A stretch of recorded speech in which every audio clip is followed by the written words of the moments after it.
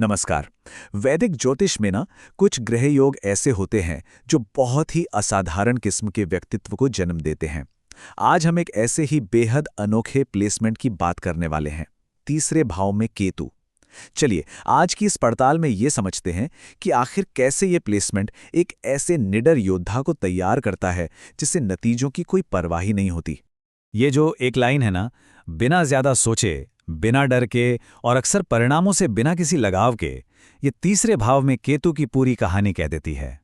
ये एक ऐसी ऊर्जा है जिसका सारा ध्यान सिर्फ और सिर्फ काम करने पर होता है, इस बात पे नहीं कि उसका फल क्या मिलेगा। और यही अनासक्ति, यही डिटैचमेंट हमारी आज की चर्चा का सबसे अहम हिस्सा है।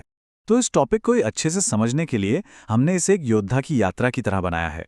सबसे पहले हम इस निडर योद्धा से मिलेंगे, फिर हम उसकी पैदाइशी ताकतों को जानेंगे। इसके बाद देखेंगे कि असल जिंदगी में वो कैसे काम करता है।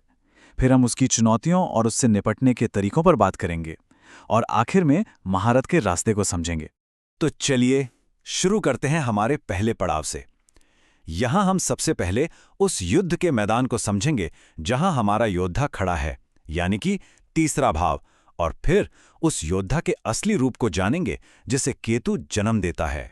देखिए, ज्योतिष में जो तीसरा घर है ना, वो हमारी कुंडली का एक्शन हाउस है।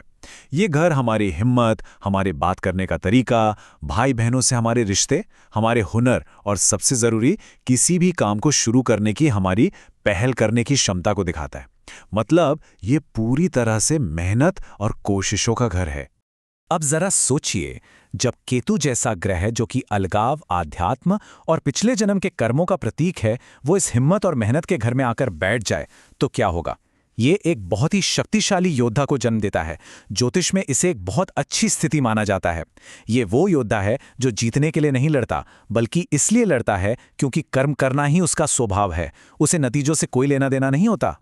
तो अब जब हमने मैदान और योद्धा को समझ लिया है, तो चलिए देखते हैं कि इस योद्धा के तर्कश में जन्म से ही कौन-कौन से तीर होते हैं। हम खास तौर पर इसके व्यक्तित्व के गुणों और बातचीत करने के अनोखे अंदाज पर गौर करेंगे। इस प्लेसमेंट वाले लोगों में एक गजब की निडरता होती है। ये लोग जोखिम लेने से जरा भी नहीं घबराते और इनकी सोच पूरी तरह से आजाद होती है। लेकिन जो बात इन्हें सबसे अलग बनाती है वो है दूसरों पर ना के बराबर निर्भर रहना। ये लोग कर्म उन्मुख होते हैं, मतलब बातों से नहीं, काम से जवाब देते हैं। ये एक लाइन इनके काम करने के पूरे तरीके को बता देती है। ये लोग सही वक्त का इंतजार नहीं करते। इनके अंदर एक कुदरती जोश होता है जो इन्हें फौरन एक्शन लेने पर मजबूर कर देता है, और ये अक्सर नतीजों या मुश्किलों के बारे में ज्यादा नहीं सोचते। अब इनके बात करने का तरीका भी बड़ा दिलचस्प होता है। ये बोलते कम हैं, लेकिन इनकी बातों में एक अजीब सी ताकत होती है। इनकी बातें, इनके शब्द तीरों की तरह लगते हैं, एकदम सीधा, नुकीला और निशाने पर। घुमा फिरा के बात करना इनकी आदत में नहीं है। हो सकता है इनकी बातें सुनने में थोड़ी रूखी या कड़वी लगें, लेकिन वो हमेशा किसी न किसी मकसद से ही कही गई होती हैं। ठीक है, तो अब हम इनके गुणों को तो समझ गए हैं, पर असल जिंदगी में ये सब कैसे काम करता है? इस सेक्शन में हम यही जानेंगे कि ये लोग अपने रिश्तों, हुनर और करियर में अपनी इस एनर्जी का इस्तेमाल कैसे करते हैं। भाई बहनों के साथ इनका रिश्ता अक्सर थोड़ा हटकर होता है। यहाँ एक तरह का कर्म का बंधन होता है। ऐसा नहीं है कि प्यार नहीं है, प्यार बिल्कुल होता है, लेकिन वो रोज रोज का जताना, इमोशनल डिपेंडेंसी, वो सब कम होता है।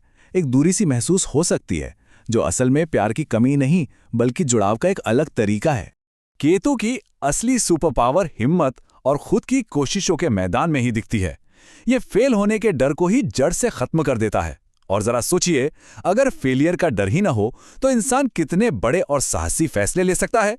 यही इनकी महाशक्ति है जो इन्हें ऐसे मुश्किल कामों में भी माहिर बना देती है जहां दूसरे हाथ डालने से भी डरते हैं। तो जाहिर है ऐसे गुणों के साथ कुछ करियर इनके लिए एकदम परफेक्ट होते हैं, जैसे कि अपना खुद का बिजनेस शुरू करना यानी एंटरप्रेन्योरशिप, जहां पहल और रिस्क की जरूरत होती है। डिफेंस या पुलिस की नौकरी, जहां हिम्मत और तुरंत फैसले लेने होते हैं। राइटिंग या मीडिया, जहां इनका बेबाक और सीधा बोलने का अंदाज काम आता है। और हाँ, स्पोर्ट्स और कंपटीशन, क्योंकि ये वहां भी कमाल कर जाते हैं जहां दूसरे हिचकिचाते हैं। अब देखिए, हर ताकत के साथ कुछ चुनौतियां भी जुड़ी होती हैं, तो इस सेक्शन में हम कुछ संभावित मुश्किलों को देखेंगे, लेकिन इन्हें कमजोरी की तरह नहीं बल्कि डायरेक्शन और अनुशासन की चुनौतियों की तरह देखेंगे। तो सवाल यह है कि इस कमाल की प्लेसमेंट की चुनौतियां क्या हो सकती हैं। जहां इतनी हिम्मत है वहां कुछ दिक्कतें भी हो सकती हैं, जैसे कि बहुत ज्यादा आवेगी होना, यानी बिना सोचे समझे काम कर देना, या फिर कभी-कभी जरूरत से ज्यादा आत्मविश्वास में आ जाना। और यहीं पर इस पूरी बातचीत का सबसे जरूरी हिस्सा आता है। देखिए, असली समस्या हिम्मत की कमी नहीं है। असली समस्या है उस हिम्मत को सही दिशा देना। ये एक तेज बहती नदी की तरह है, जिसे अगर सही रास्ता ना दिखाया जाए तो वो फायदा पहुंचाने के बजाय नुकसान भी कर सकती है। तो इस ऊर्जा को बैलेंस कैसे किया जाए? कुछ व्यवहारिक तरीके हैं, जैसे कि सचेत होकर काम करना, मतलब एक्शन लेने से पहले एक पल रुककर सोचना। ओम केतुवे नमः मंत्र का जाप करना भी मदद करता है। भाई बहनों के साथ अच्छे रिश्ते बनाए रखना और अपनी हिम्मत को किसी अनुशासित काम में लगाना। लक्ष्य बस एक है, इस कच्ची ऊर्जा को एक सही दिशा देना। चलिए, अब इस यात्रा के आखिरी पड़ाव पर चलते हैं। यहां हम देखेंगे कि जब ये योद्धा अपनी ऊर्जा पर पूरी तरह से काबू पा लेता है तो उसके कितने शानदार और सकारात्मक नतीजे निकलते हैं। जब कोई इस ऊर्जा को सही तरह से इस्तेमाल करना सीख जाता है तो नतीजे भी असाधारण होते हैं। व्यक्तित्व निडर और प्रेरणा देने वाला बन जाता है। इंसान अपने दम पर बड़ी सफलता हासिल करता है। उनका बात करने का तरीका इतना मौलिक और अनोखा होता है कि लोग सुनते रह जाते हैं। अंदर से एक आध्यात्मिक हिम्मत और ताकत पैदा होती है और वो एक ऐसा लीडर बनता है जो भाषण नहीं देता बल्कि अपने काम से लोगों को प्रेरित करता है। ये एक लाइन इस पूरी चर्चा का सार है। तीसरे घर का केतु डर को खत्म नहीं करता, क्योंकि डर तो एक स्वाभाविक भावना है। ये डर के प्रति हमारे लगाव को खत्म कर देता है। इसका मतलब है कि डर तो महसूस हो सकता है, लेकिन वो डर इंसान को रोक नहीं पाता। और आखिर में हम इसे एक पावरफुल सोच के साथ इसे समाप्त करते हैं। जब पूरी दुनिया हिचकिचा रही होती है, हिसाब किताब लगा रही होती है, तब तीसरे भाव का केतु आपके कान में धीरे से कहता है, कर्म करो, रास्ता अपने आप खुल जाएगा।